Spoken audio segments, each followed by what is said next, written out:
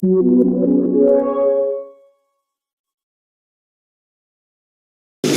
name is Richard Moran. I work for the Department of Chemistry at the University of Washington, and I'm going to show you how to do physical vapor deposition. This is an important technique because not only does it allow for you to have a chemical become a vapor and go straight onto the glass slide as the same molecule without decomposing, but also it is very easy to control the thickness and the rate at which the chemical is deposited onto your substrate. So everything takes place underneath this bell jar where the pressure is going to become extremely low, and then at that point the temperature, we're going to increase it, and as the temperature increases it'll turn straight into a vapor before melting or decomposing and go into an even thickness onto your substrate. So now I'm going to take off the bell jar and show the hardware underneath. While most vapor deposition instruments have a lot of variety, there are a few things that they share in common. To begin with, there's always some sort of sample holder. In this, it's an aluminum block. This aluminum block, as you can see here, has holes in the top where you can put your sample. It's around a glass rod so that it can be heated until it gets to a point where it turns into a vapor. Above that, there has to be some sort of guide to take your sample and then when it turns into a vapor, get it to the substrate without it running wild around the bell jar. On top of that, there's this shutter here. This shutter is so you can easily control when you want to have your chemical going on to your substrate. And above that, here, is the substrate holder itself where you're going to put, in this case, a glass slide.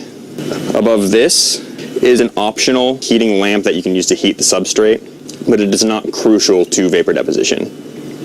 So first, it is important to get your chemical. This particular one is a chromophore that I use. Using a spatula, take the chemical and put it into one of the holes on top of the aluminum block.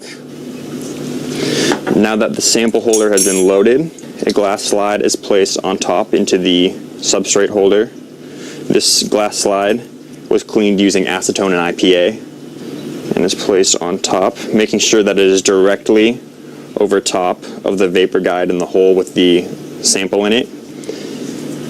And then the bell jar is placed on top so that pressure can begin to be lowered. So in order to start lowering the pressure, the diffusion and rotary pumps are turned on.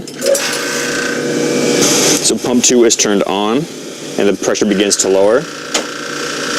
The pressure will go to about 1 × 10 to the -1 torr. This takes probably close to 5 to 10 minutes for this particular pump, at which point the second pump is then turned on by switching this over this way. This one will pull the pressure down below 1 × 10 to the -5 torr. After dropping the pressure, the temperature can be increased to the vapor deposition point. This is a custom lab view instrument that we use in order to monitor and to control the temperature for the vapor deposition. You can put in the temperature you want in a particular amount of time and also say how long you'd like for it to stay at that temperature. We tend to try and get, for every 10 degrees Celsius, it take about 1 minute. So if you're trying to get to about 150 Celsius, then you need about 15 minutes to do so. Once you've selected these things, you can start and finish your selections, and then the machine will begin to increase the temperature. Okay, so this is the graph of the data put in here. So for the first 15 minutes or so, it's going to be increasing, and then it'll be steady for about 200 minutes, and then drop off again to try and get back down to room temperature. So now that the temperature is high enough that it is starting to vapor deposit, the shutter is opened, and the chemical is allowed to deposit onto the substrate. You can do this for however long you'd like for your particular thickness. And then afterwards, you may close the shutter when you have completed this and begin to decrease the temperature once again. So when you're done and you're ready to remove your substrate and the temperature has already been decreased, you need to bring the pressure back to room pressure. And this is done by, in this case, by flooding the bell jar with CO2 gas. And the bell jar can be removed. So now that you have your substrate deposited on, you have a chemical on the glass like this. So depending on how long you have them going for, you can get various thicknesses. As you can see here, these are 3 different thicknesses, so you can see 3 different colors, because this one is closer to about 2 microns thick. This one is as low as 10 to 20 nanometers.